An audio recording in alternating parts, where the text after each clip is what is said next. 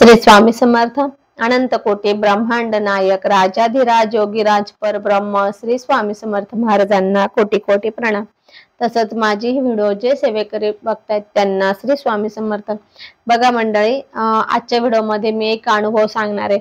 अनुभव म्हणजे खूप असं छान अनुभव आहे. खूप असे मागचे म्हणजे नेहमीच येत राहता हा अनुभव, परंतु ही सेवा कोणाला माहित नाहीये.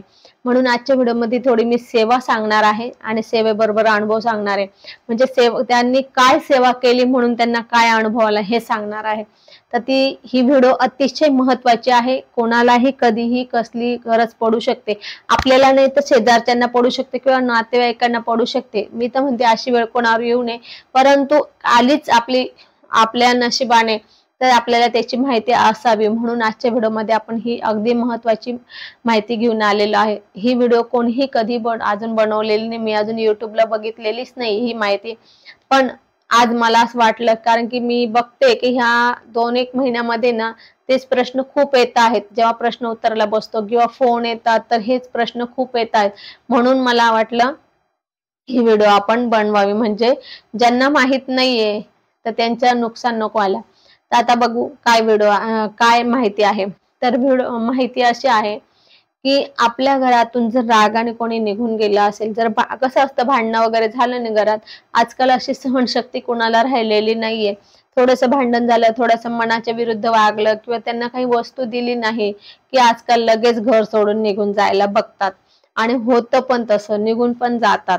मग आणि काय होतं, ते निघून गेले ना आपल्याला सांगून जात नाही कुठे जाणार आहे, आणि पुन्हा आपला काही फोन उचलत नाही, फोन कट करता किंवा फोन नंबर पण ब्लॉकला लावता, ब्लॉक लिस्टला टाकता. मग आपल्याला कॉन्टॅक्ट करायला काहीच राहत नाही, समजत पण नाही कुठे गेले काय गेले असं होतं. आणि त्यामुळे आपला जीव खूप कासावीस होतो. आपण खूप शोधतो, पोलीस कंप्लेंट करा, हे करा ते करा, आणि पोलीस माहिती आपल्याला फक्त हो हो म्हणतात, काही करत नाही. पण आपल्याकडे इतकी पॉवरफुल सेवा आहे याच्यासाठी की बस, आणि त्याचे खूप अनुभव आहे. तर काय करायचं बघा, आता असंच तर सेवा काय करायची बघा. तर काय करायचं, समजा असं झालं एखादा व्यक्ती आपल्या घरातून रागाने निघून गेला आणि तो आपल्याला वाटतंय की त्याने परत यावं. सगळ्यांनाच वाटतं, कोणी रागाने निघून गेल्यावर आपल्याला काळजी पण वाटते ना की हा काय करून घेतो की काय, काय वाईट होतं की काय, कुठे आहे काय नाही, खाल्लं की नाही, पिल्लं की नाही, कुठे उन्हात फिरतो, तानात फिरतो, पावसात फिरतो, खूप काय काळजी लागते आपल्याला. तो आपल्या आसपास असतो ना, दिवसभर उपाशी राहिला तर आपल्याला काय वाटत नाही, पण बाहेर गेल्यावर आपल्याला काळजी लागते, आणि न सांगता गेल्यावर तर जास्तीच आणखी वाटते आपल्याला काळजी. तर मग अशा वेळेला काय सेवा करायची बघा. पुन्हा प्रश्न आहे का, आपल्या घरातून जर रागाने कोणी निघून गेला असेल, महिला असेल, पुरुष असेल, मुलं असेल, कोणीही असो, रागाने निघून गेलं आणि आपल्याला वाटतं की त्याने यावं, तर मग आपण काय करायचं.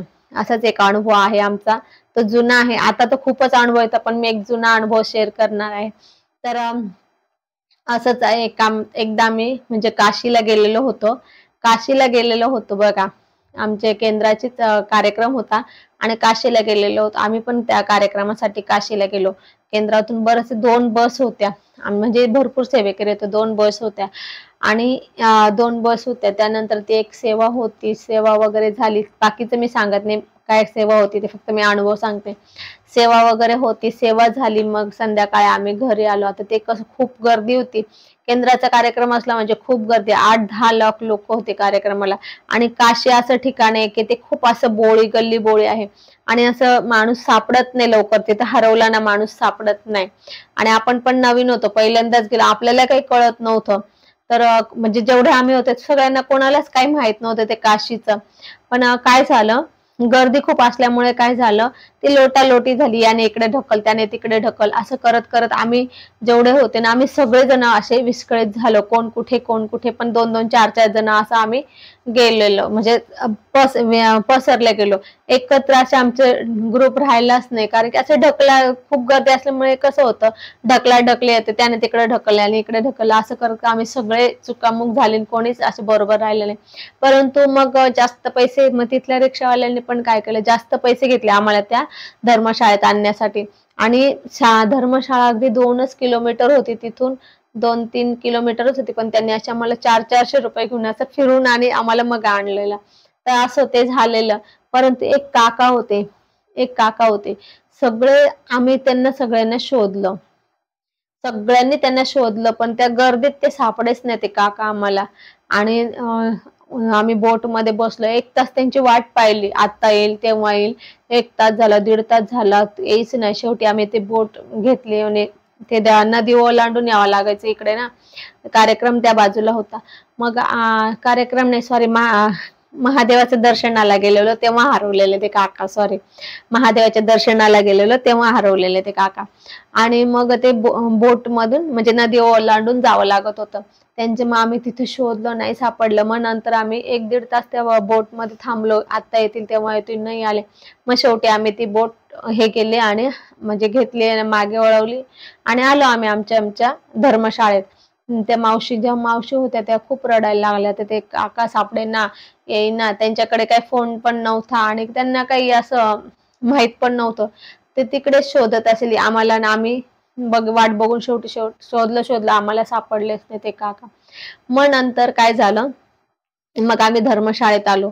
मग मावशींना मी म्हटलं, घाबरू नका, आपल्याकडे सेवा, आपण सेवा करू. मग आम्ही सगळ्यांनी काय सेवा केली बघा. म्हणजे तुम्ही सुद्धा तशी सेवा करा. मला म्हणजे सेवेबरोबर अनुभव पण सांगते मी, दोघं बरोबर सांगते. तर काय केलं, एक खडू घेतला, सॉरी, कोळसा घेतला. कोळसा घ्यायचा आणि ग्लासाच्या मापाचा गोल राऊंड करायचा, त्या कोळशाने गोल राऊंड काढायचा आणि वरती खडूने, साध्या खडूने, पांढरा असेल, रंगीत असेल, कुठल्या खडूने श्री स्वामी समर्थ लिहायचं. आणि त्या ग्लासाचा जो आकाराचा राऊंड केलेला आपण, त्याच्यामध्ये त्या व्यक्तीचं, हरवलेल्या व्यक्तीचं नाव टाकायचं आणि मग तो ग्लास त्याच्यावर पालथा मांडायचा. बरोबर, तो ग्लास पालथा मांडायचा. आणि मग त्याच्या पुढे आपल्याला सेवा करायची आहे. सेवा कोणती करायची, 11 वेळा कालभैरव अष्टक स्वामी स्तवन म्हणायचं, 11 माळे श्री स्वामी समर्थ जप करायचा. त्यानंतर हरवलेल्या व्यक्तीचा मंत्र 1 किंवा 11 माळे जप करा तुमच्या याच्यानुसार आणि 11 वेळा कालभैरव अष्टक असं करायचं. आता आम्ही कसं तिथं भरपूर जण होतो, त्यामुळे आम्ही एकच वेळा घेतला.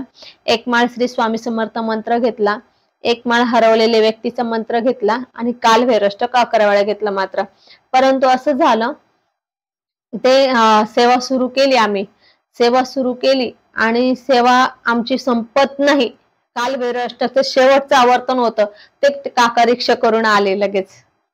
बघा, इतका पावर आहे त्या सेवेमध्ये. तर आमचं कालभैरवाचं शेवटचं आवर्तनच चालू होतं, तर ते काका रिक्षा करून आले. म्हणजे इतका जबरदस्त अनुभव. आणि असेच आता सध्या नाही, म्हणजे नेहमीच आहे तो. कधीही पण कोणी हरवलं ना, की आपण लगेच ती सेवा देतो करायला आणि ती सेवा केली की लगेच ते व्यक्ती जिथं असेल तिथं लगेच थांबून त्यालाही मार्ग मिळतो आणि आपल्यालाही ते लवकर सापडतात. तर असंच ती सेवेचं पॉवर खूप आहे. म्हणून अशी सेवा जर आपल्याकडे कोणाला जर गेलं, हरवलं, तर आपण ती सेवा तशी करा. तसंच आता आमच्या कॉलनीतल्या एक ताई पण हरवल्या होत्या, म्हणजे हरवल्या नव्हत्या, त्या रागाने निघून गेलेल्या होत्या.